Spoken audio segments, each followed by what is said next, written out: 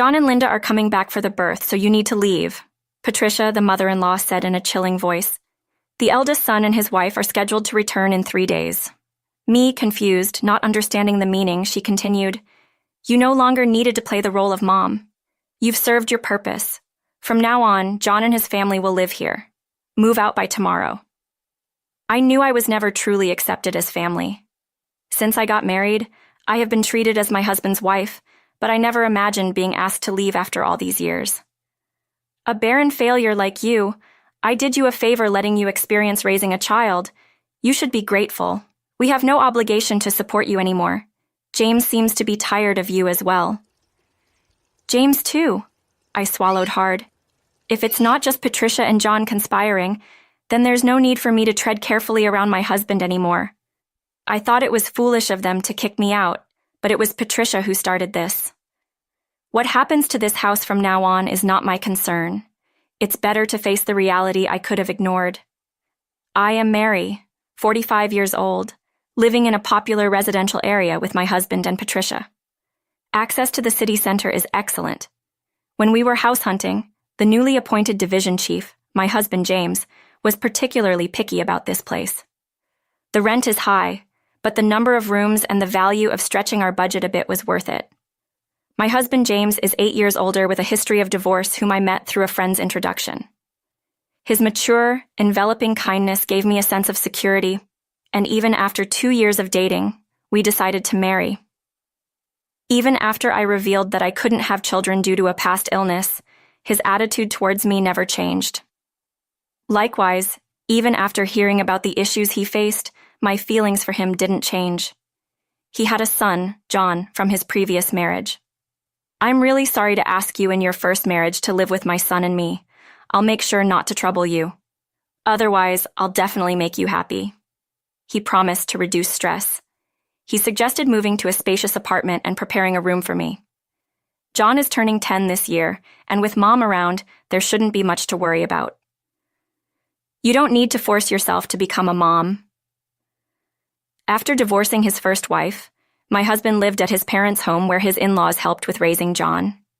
A few years later, the father-in-law died in an accident, and Patricia took over as Jay's mother from the first meeting. John wouldn't look me in the eye.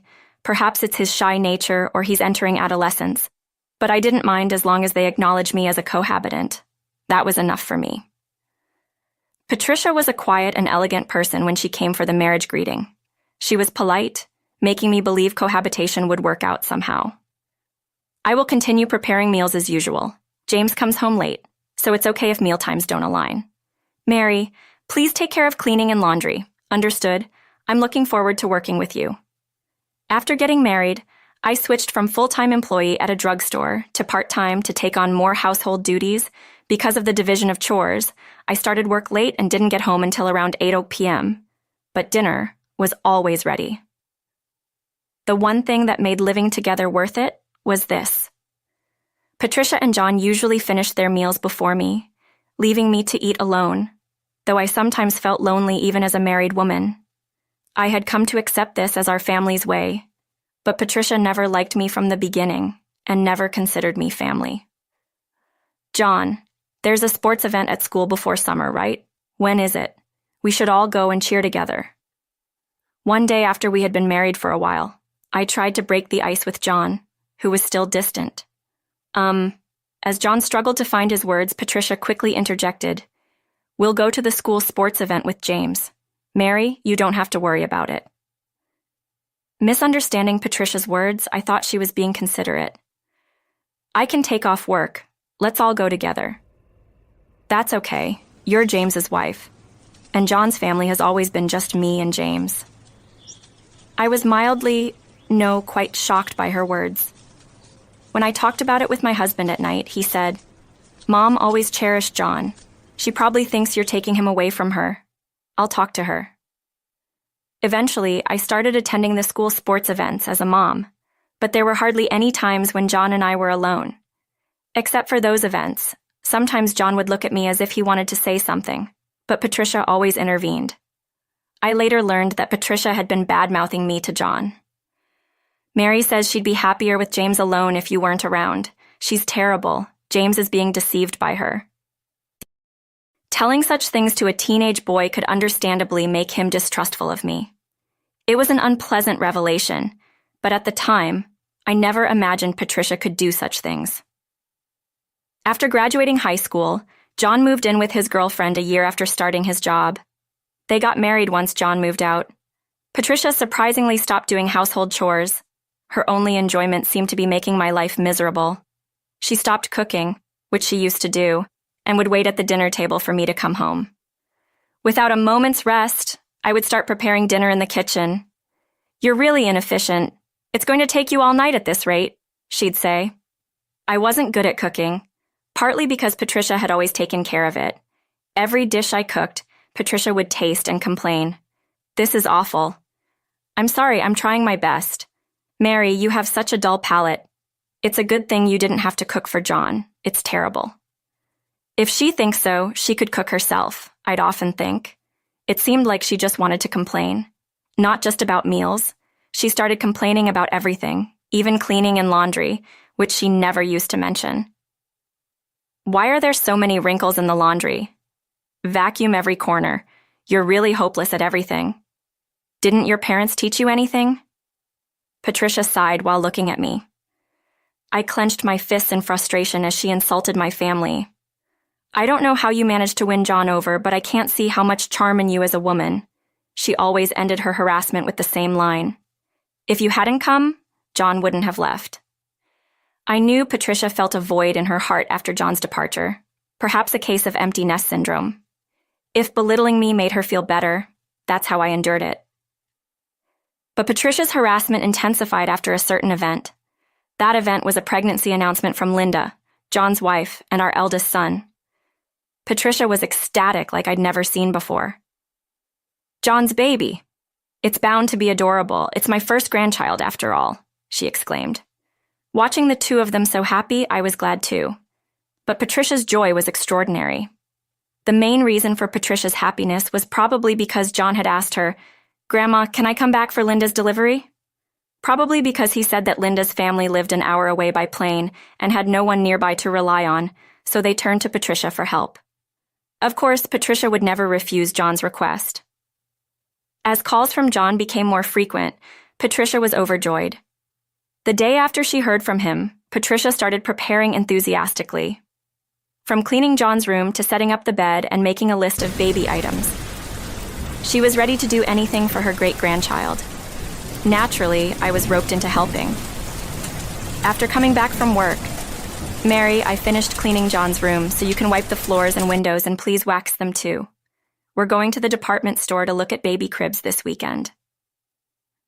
Cleaning and waxing at night after a tiring day at work was tough. Any result in cutting corners resulted in being told to do it over and over. Moreover, Patricia began demanding money from me, and soon the house was overflowing with baby items. "Mary, prepare some money for tomorrow. I found more things I want to get for the baby," she'd say again. "Isn't it wasteful to prepare so much when Linda and her family might not even use it? Why don't we wait and choose together when they're here?" I wanted to accommodate Patricia's requests, but there was a limit to how much money could be spent. "How could you be so cold? It's James's grandchild, right? You're not blood related to John, so it doesn't matter to you, does it?" she'd retort. "No, that's not it. Please don't say that. I just thought Linda might want to choose for her own child," I replied. Perhaps because I had a point, Patricia glared at me. I realized too late that I had gone too far. Without a word, Patricia went back to her room with a look of frustration. I regretted my words, but was also hurt by the way she spoke about my relationship with John. The next morning, Patricia didn't come out of her room, possibly still angry. My husband had a 3-day business trip starting that day and called out, "I'm leaving," through Patricia's door. "Please keep Mom in a good mood. She hasn't been the same since John left. You were worried about her too, right?" "Yes, but if we spend all our money now, we won't have anything left when John and his family visit," I replied. My husband immediately looked irritated. "Are you saying my earnings are too low?" "No, that's not what I'm saying," I said, displeased. My husband left without saying more. My money discussions always ended like this. Since I managed our finances, I couldn't help but think ahead. There was a reason for my concerns. We had been married for 13 years. My husband had provided a comfortable life without any want. "Mary, you can use your earnings for yourself," he had said. So, I saved everything, except for my allowance. Even though the account was in my name, I considered it our shared property. However, his company's performance had declined, and his salary had dropped to a third of what it was when we first married over the past 5 years. There was uncertainty about the future of the company, but he seemed unwilling to consider changing jobs. He probably didn't want to give up his position as a department head, especially in front of Patricia. Currently, I pay the rent, and he covers the living expenses. We kept this a secret from Patricia to protect my husband's pride. That day, I left work early to apologize to Patricia. When I got home, Patricia was already sitting at the dining table, waiting for me. "Patricia, I'm sorry I went too far yesterday," I said. Patricia didn't respond to my apology. Instead, she said something shocking. "John and Linda will be coming back for the birth, so you should leave," Patricia said in a cold voice. "Our eldest son and his wife are coming back in 3 days." Confused and bewildered, I heard her continue. "You're no longer needed as a mom. You served your purpose. John and his family will live here now. Leave by tomorrow." I had known since our marriage that I was not accepted as part of the family. I had been treated as my husband's wife, but I should have doubted my place when I heard John and Linda were returning for the birth. "You're a failure who can't have children. I let you experience motherhood.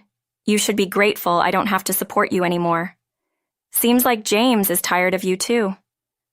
Maybe he's getting along well with his new girlfriend by now," Patricia added.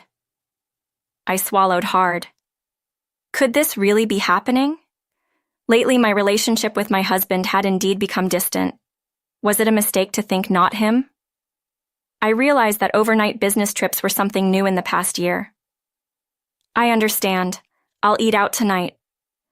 I grabbed my bag, left the house, and walked aimlessly, trying to calm my agitated mind.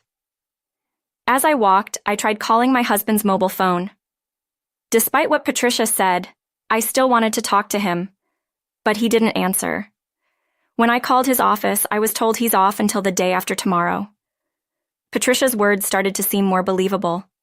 Was he really traveling with another woman? Bad thoughts overwhelmed me, and I started crying. While walking, I saw a bar in the downtown area that we used to frequent when we first moved here. It's still here, I thought. I entered the bar, thinking back. "Welcome."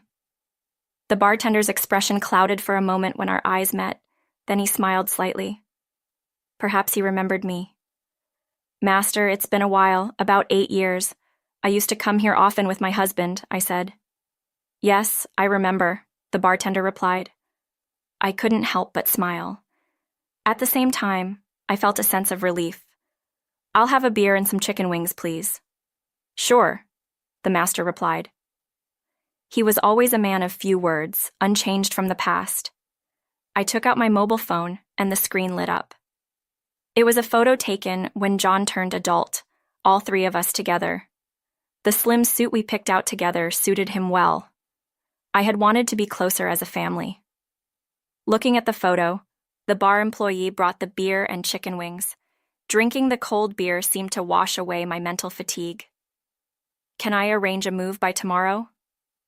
The next day I searched for moving services. I found one. I also looked up companies that buy unwanted items and saved 2 to my favorites.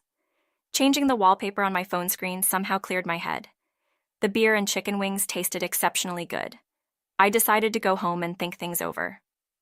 As I was leaving the bar, someone called out from behind. "Excuse me," the bar employee said, running towards me. "Are you James's wife? I saw the screen on your mobile phone." "Yes, I am," I replied. It felt like a divine intervention. "James is having an affair with Elizabeth, one of our employees," she said, her youthful sense of justice apparent. "So that's why." The master looked that way. My husband was still frequenting the bar, now involved with Elizabeth. They're always talking when it's quiet, and they leave together when the bar closes. They're always together, and it's really creepy," she added with a bitter smile. We exchanged contact information. "I'll contact you if anything comes up," she said. Her words felt like a lifeline in my isolated situation. What Patricia had said was true. Once I had cleared my head, anger began to rise within me more than sadness. If I'm going to do this, I'll do it thoroughly and end it all, I thought. I booked the moving company I had saved earlier. If this wasn't just a scheme by Patricia and John, then I no longer needed to be considerate towards my husband. I thought it was foolish of them to drive me out, but Patricia had started it. Whatever happens to this house now is no longer my concern. When I got home, I spent the entire night packing my belongings. There was no more hesitation. The moving company I had booked for 2 p.m. arrived. "Patricia, as you said, I'm leaving today. The movers are coming, so I'm taking everything I bought," I said. "I wish you could just erase every trace of your existence here," I added. I did just that, taking out all the furniture and appliances I had bought, apart from the rent and living expenses I had paid for, everything else from my earnings. Watching the belongings being carried out, Patricia started to panic. "Wait, Mary, what are you doing? We can't live without these things," Patricia protested. "I'm removing all traces of myself, as you wished. From tomorrow, you can start a completely new life," I said, suppressing a laugh. I ignored Patricia's protests and removed everything. She complained to the movers, but it was futile. All that was left in the house were the baby items and Patricia's closet from before the marriage. "Goodbye, Patricia," I said, and walked out. "I've left no trace of myself. So, live happily with James and John," leaving Patricia stunned and seated. I left the keys and exited the apartment. I had my belongings stored temporarily and decided to stay at a single colleague's house for a while. Feeling accomplished, I slept very well that night. My husband contacted me a week later. Perhaps he had been scheming something with the other woman while he was wasting time. I received a message from the bar. I got a good photo and sent it to you. It showed my husband older than I expected, talking intimately with a woman at the bar. Out of a sense of justice, the bar employee had followed them after closing. The photos also included them entering a hotel. I guess he continues his affair even now. Any remaining feelings for my husband dissipated. I asked for the woman's name and address to be researched. The next day, after gathering all evidence of the affair, my husband called. "Mary, where are you? John and his family are here. Won't you come back?" "No, I won't return." Patricia told me to leave, saying I was no longer needed. "John and his family will live there now, right?" I knew it. John and his family were moving in because they had no money. I had heard that John had been job hopping after graduating from vocational school and was now working part-time. "I want you to come back, Mary. I heard you're on leave from the drugstore. Do you have a place to stay?" "I'm fine. Don't worry." Patricia and John didn't like me, right? They must be happy without me. My husband faltered at my sarcasm. He had known all along that Patricia and John didn't accept me as family, but had ignored it. "Well, I'll come back once I have some things to discuss for my future." It was time for the final act for my life ahead. My husband responded with a relieved "please" to my statement. Later, I returned to the house for the first time in a while. Inside, there were some new pieces of furniture and appliances. John and Linda, seated on the sofa, greeted me without getting up. As I sat down, Patricia glared at me menacingly from across the room. The atmosphere was tense. I decided to do what I needed to do and leave quickly. That's when John spoke. "Why did you come after taking everything from the house living off James?" "Comfortably," I sighed. "I took everything because I bought it. You wanted me to erase my presence, right? Just as you wished." "It's ridiculous. You're just a part-timer at a drugstore. You couldn't possibly have that much money." My husband still hadn't told Patricia everything, it seemed. When I looked at him, he started speaking as if resigned.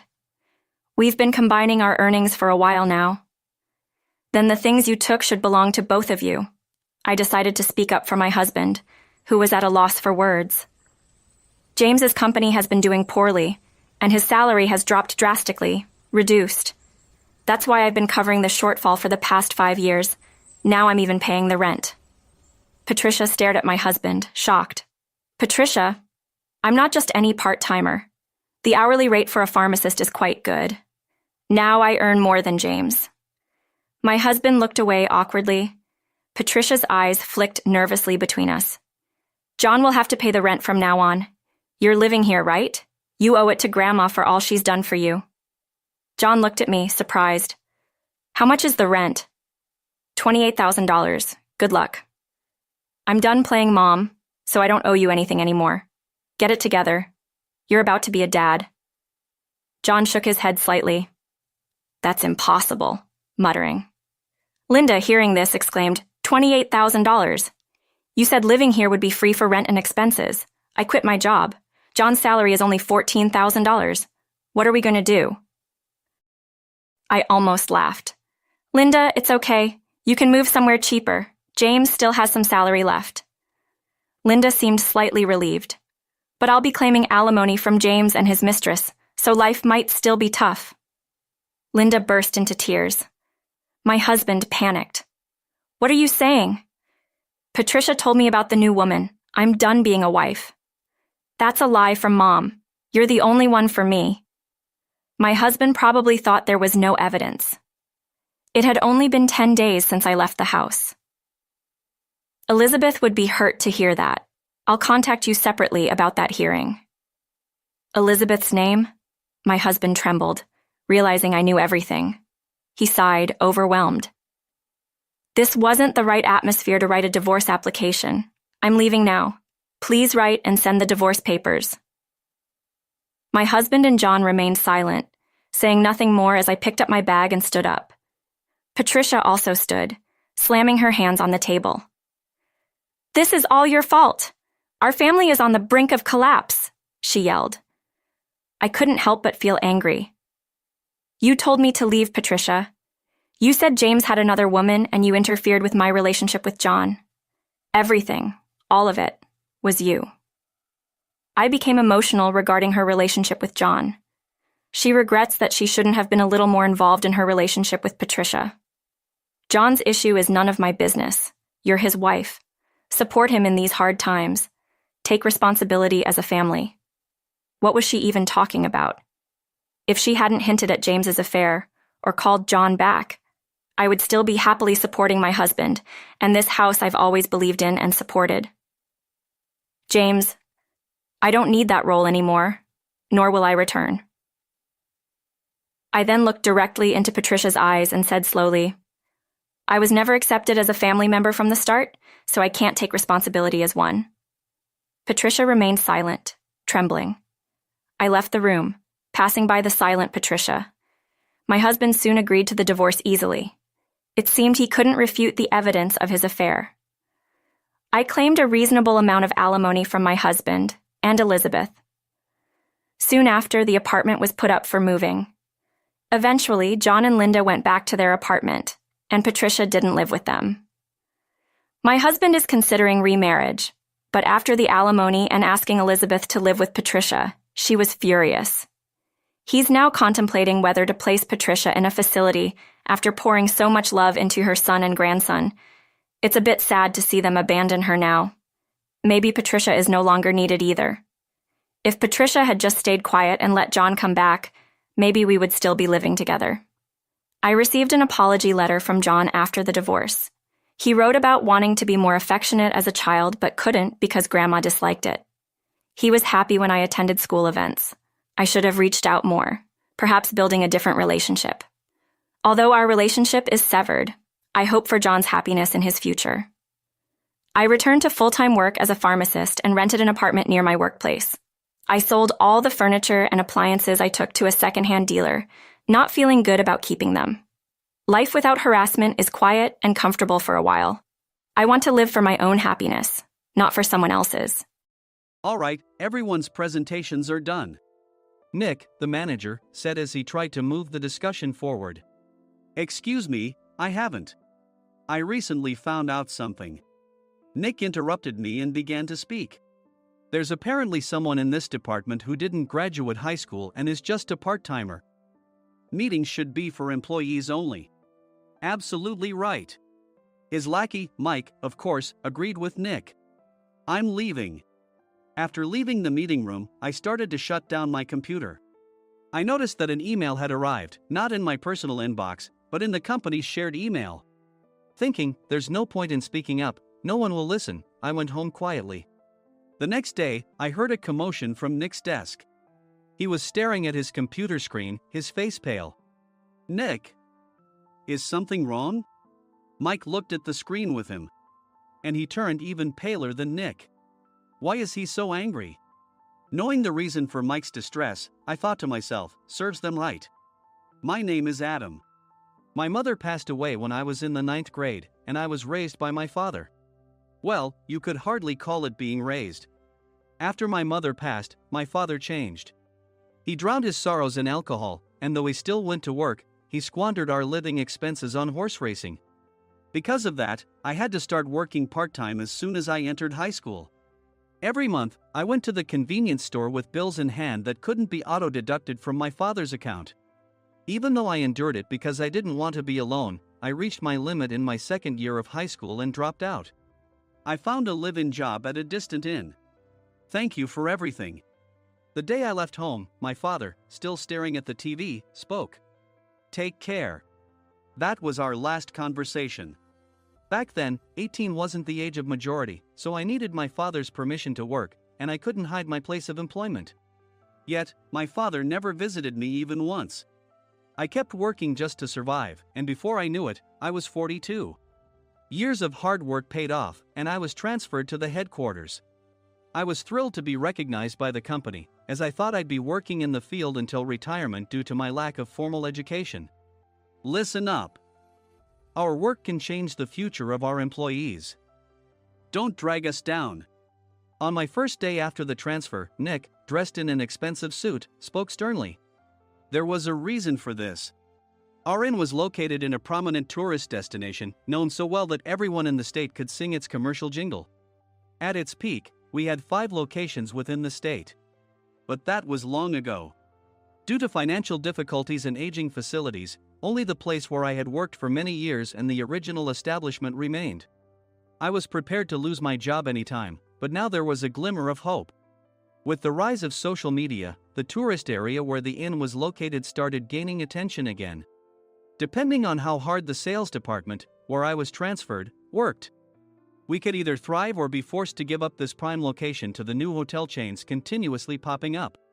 For Nick, who had switched careers from another industry to strengthen our sales, this was a battle he couldn't afford to lose. I understood why he had to be strict. I will do my best. Nick sneered at my enthusiastic declaration. Did you not hear what I said? I'm sorry. I thought I was listening carefully.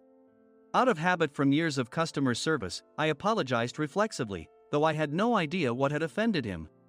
Someone was watching me with a smirk. In this department, there are those who are expected to excel and those who have been shoved here because they have nowhere else to go. You are the latter. It was Mike, the section chief. He's 7 years younger, at 35. But he was called to headquarters much earlier than I was and had been moving around within the headquarters ever since. I'm not jealous, but I can't accept that he's my boss. Graduating from a prestigious university, he has an unusually high pride and caused many problems as a newbie, making things very difficult for me when I was the front desk leader. When I found out Mike was transferred to the sales department a month before me, I was disheartened. Mike is right. With just a middle school diploma, there's not much you can do. Don't even think about achieving results. As if I didn't exist, Nick remarked, I'm thirsty. Mike eagerly ran to the coffee maker. It seems Mike is Nick's lackey. I regretted being happy about my transfer to headquarters, wishing I had stayed on site forever. Send a direct mail to every company on this list by the end of the day. Nick only assigned me tasks that even a new graduate could handle. What? There are over 1,000 companies.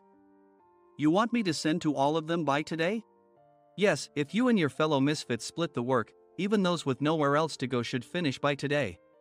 I glanced at the employees typing away expressionlessly.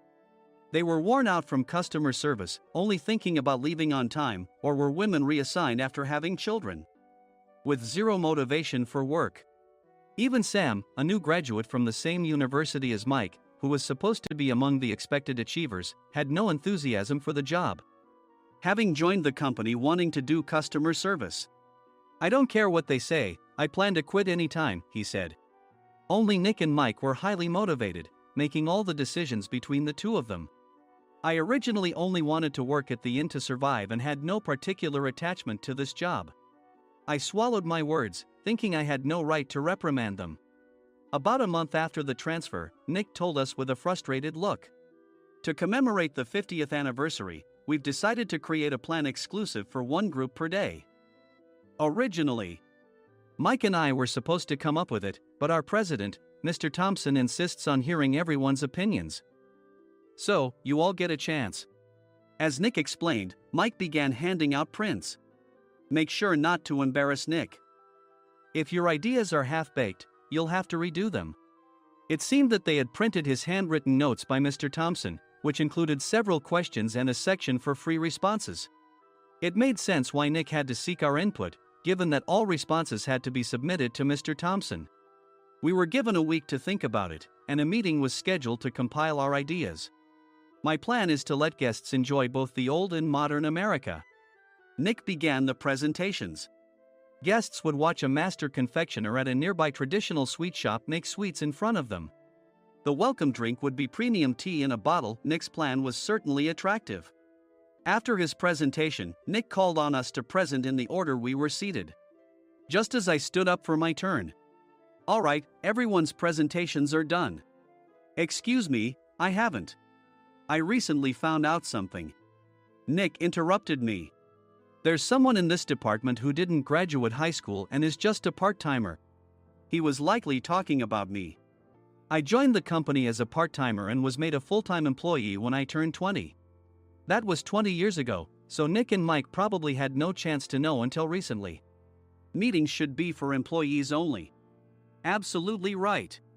After that, Nick kept creating opportunities to solicit everyone's opinions, purposefully excluding me from speaking. The meeting unexpectedly heated up and went past the scheduled end time. A few people asked to leave, and the discussion continued with the remaining few. Still here? Normally, you'd leave in that situation. Though I had no attachment to the job initially, hearing kind words from customers made me want to make them happier. For someone like me, with nowhere to go, the inn was my home and customer service was my life. I felt pathetic about my current self. I'm leaving. I left the conference room and started shutting down my computer. I noticed an email had arrived, not in my personal inbox, but in the company's shared email. Thinking no one would listen to what I had to say anyway, I quietly went home. The next day, while preparing the DM as instructed, I heard a commotion from Nick's desk. In his haste to stand up, he hit his knee on the desk. He stared at his computer screen, his face pale. Nick! What's wrong? Mike, thinking he should be the first to rush over, approached Nick while still wearing his coat. He peered at the screen with Nick. And he turned even paler than Nick. Why is he so angry? Who is responsible for this company? Nick, more irritated than ever, asked, and Mike answered without checking. Probably Sam. Sam wasn't there because he was attending a morning training session for new hires. Nick gave up on getting angry and returned his gaze to the screen. They were looking at an email that arrived right after the end of the working day yesterday. Apparently, no one, including me, had checked it before leaving. The email was from a large company that used us for their annual employee trips. The president and executives of that company also frequently used our services personally. President of the company, Mr. Mason himself, had declared that neither he nor his company would ever use our services again. Well, some companies cancel their employee trips or stop using our services due to financial struggles. Let's just move on. Mike kept wiping the sweat from his forehead with a handkerchief. Knowing why Mike was so agitated, I quietly watched their interaction. Do you know how much revenue we get from that company? We can find other guests to fill the rooms, but we'll lose the banquet costs, gift shop revenue, rental car fees, and more. Moreover, the gifts were supposed to be prepared by the traditional confectionery shop involved in Nick's proposed plan. If it's known that we incurred such a huge loss at this critical time, Nick's position in the company would be jeopardized. Nick took a deep breath, seemingly trying to calm himself. All right, Mike. Go to New York right now and apologize to Mr. Mason. What? You're coming with me, right? I have urgent work to do. I trust you, which is why I'm entrusting this to you. Please. Mike, believing Nick's sincerity, agreed with a determined look on his face, saying, yes. That's Nick for you. Even if Mike went to apologize, Nick would shift all the blame onto him if the client didn't change their mind. Well, it was Mike's fault to begin with, so it served him right. About 3 hours later, Sam answered a call from somewhere and repeatedly apologized, saying, I'm very sorry. Everyone watched to see what was happening. After ending the call, he informed Nick with a weary tone.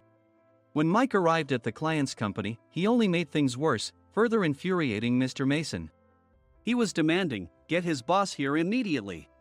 It was no wonder Sam was exhausted, dealing with such a call right after returning from training. What is that idiot doing? All right, Adam, you're coming with me. If sacrificing Mike didn't work, then I must be next. Normally, I'd want to refuse at all costs, but I saw an opportunity in this situation. If I can be of assistance, I'd be happy to join you. I obediently followed Nick, and we flew to New York. When we introduced ourselves at the reception, it became clear how serious the situation was. As the receptionist personally escorted us to the president's office. Angry voices leaked through the door, making both Nick and me uneasy. Excuse me. I'm Nick, the supervisor. I understand my subordinate has caused you trouble, and I deeply apologize. Nick, with his experience in the corporate world, knew enough to offer an apology before excuses. However, his customer service skills left much to be desired. I sighed as I saw Mike trembling like a small dog in the corner of the room. What kind of training are you giving your subordinates? Mr. Mason glared at Nick with a red face. The intensity of his gaze made even Nick take a step back. Regrettably, I joined this company only 2 years ago and was unaware of Mike's issues.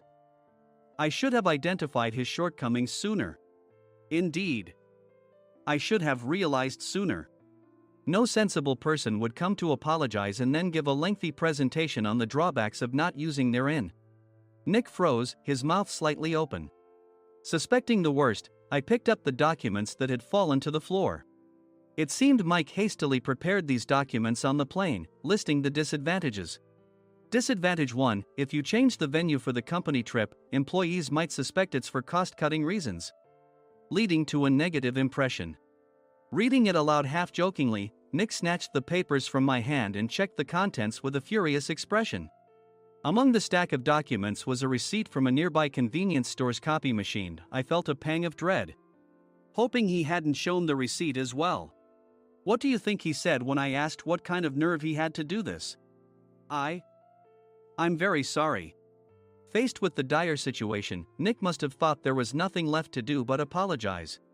In a voice smaller than I'd ever heard from him, he uttered words of apology. He said, I'm a Harvard graduate. I don't believe I said anything wrong. Mike. What have you done? Forgetting his plan to pin the blame on Mike, Nick yelled loudly, even in front of Mr. Mason. I didn't do anything wrong. You're still saying that? Look at him.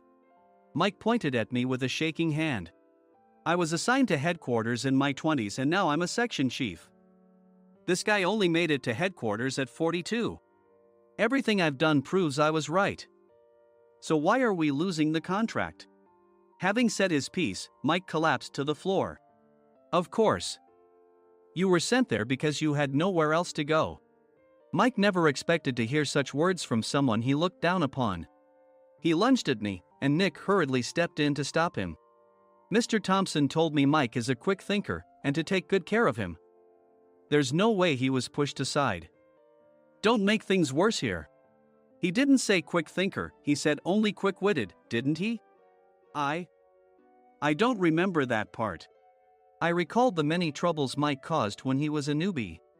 When Mike was on the front line, his pride was so high that he never apologized to customers. Customer service, especially in our job, doesn't work alone. It brings both good and bad situations. If the front staff or housekeepers made mistakes, or the cleaning company didn't properly clean a room, one had to apologize to the customers regardless of personal fault. Mike, in such situations, would never apologize, insisting he wasn't at fault. This often angered customers, and as the front desk leader, I frequently had to apologize on his behalf. He caused complaints and disrupted operations, which is why he was quickly moved to headquarters. In departments where he didn't interact directly with customers, his quick thinking was beneficial and things went well. But it seemed his flaws were starting to show. Corporate reservations are supposed to be entered into the system by the sales representative. But a quick check yesterday revealed that more than 10 items were missing from the client's reservation. The handover document clearly stated what needed to be prepared. Why didn't you enter it into the system? Why do we have to give them special treatment? Filling rooms near the banquet hall, setting up all the food in advance. Specifying the brand of wine, they're too demanding. No wonder he always angered customers, I thought, feeling a headache coming on. Grouping them in rooms near the banquet hall is for our benefit too. It makes it easier for the staff to set up beds and serve breakfast since everyone's schedule is synchronized. As for the other requests, Mr. Mason suggested them to lighten our load. I didn't know that. Nick finally seemed to realize that Mike was the one who had angered the client. What did you say to them? I just told them we wouldn't give them special treatment anymore. We shouldn't waste effort on things that don't bring in money. I was utterly exasperated at his lack of understanding of customer service. Of course, we shouldn't comply with unreasonable demands. But carrying over successful practices from past stays makes customers feel remembered and enhances their experience. Good memories encourage repeat visits. That's part of our job. I looked down at Mike, who was sitting on the floor. In our job, nothing is a waste. Mr. Thompson likely moved you to the sales department, hoping you'd finally understand this. How do you think he feels now that you failed to meet his expectations? Mike, tears in his eyes, fled the president's office. I was amazed he still hadn't apologized. You have it tough, Adam. It's okay, we're all employees of the same company. I deeply apologize for this disrespectful incident. Especially after all the care you've shown us. If it weren't for you, Adam, I really would have stopped staying here. When I heard you were moving to the sales department, I was willing to reconsider if you handled it. Seeing us talk so amicably, Nick's face contorted. Do you two know each other? Adam's service is excellent. I always requested him specifically. Normally, we don't accept specific staff requests, but we made an exception for Mr. Mason, adjusting my shifts accordingly. He had personally stayed at our hotel just before my transfer, and during casual conversation, I mentioned, I'm moving to the sales department soon.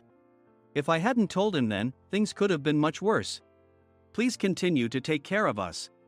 I look forward to it. On the return flight, Nick awkwardly offered me a can of beer. It's still working hours. Of course, I had no intention of forgiving him for a single beer. Nick might try to pin everything on Mike and avoid any consequences. While pondering this, a startling fact came to light. Nick, the tea bottles for the plan have arrived. I handed Nick a bottle labeled with our inn's name. They look good. What are you talking about? These are plastic bottles. I had assumed we would use the trendy, high-end bottling tea. But what arrived were ordinary plastic bottles of tea with customized labels. The only unique aspect was the label, which had the inn's name, making it look customized. Upon further investigation, I discovered that a substantial amount of money was set to be paid to the tea company. It was priced like bottling tea. Does this plastic bottle really cost $100 each? The tea inside is specially blended for us. The extra cost is for that. Wouldn't it be better to use another tea company? Or is there a specific reason we must use this one? As Nick continued to make excuses, I showed him a printed email. I informed the tea company's president, Mr. Mitchell, that we discovered irregular payments and he confessed. He said you two were high school classmates and planned to split the extra money. That idiot. Why did he confess? That's not important. You should worry about yourself, this could turn into a police matter. Opening the bottle cap, I suggested. How about calming down with this tea? It supposedly has a relaxing effect. Nick drank the tea frantically. In the following days, decisions were made about their fates. Mike was reassigned to the General Affairs Department, with no chance of transfer or promotion, as per Mr. Thompson's orders. As for Nick, since the payment to the tea company hadn't yet been made, he narrowly avoided legal trouble. Instead, he was encouraged to leave the company, and to avoid further complications, Nick submitted his resignation. Rumor has it that connections between HR departments have made it difficult for him to find new employment. Even though it was good to have those two gone, something unexpected happened in the sales department. Everyone became motivated and united in refining the 50th anniversary plan. In the end, my plan was adopted.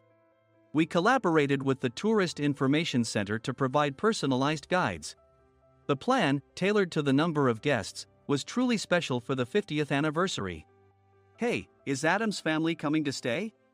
I immediately booked that special plan for my family. Sam noticed it on the reservation list and quickly picked up on it. Yes, I'm inviting my father. That's great.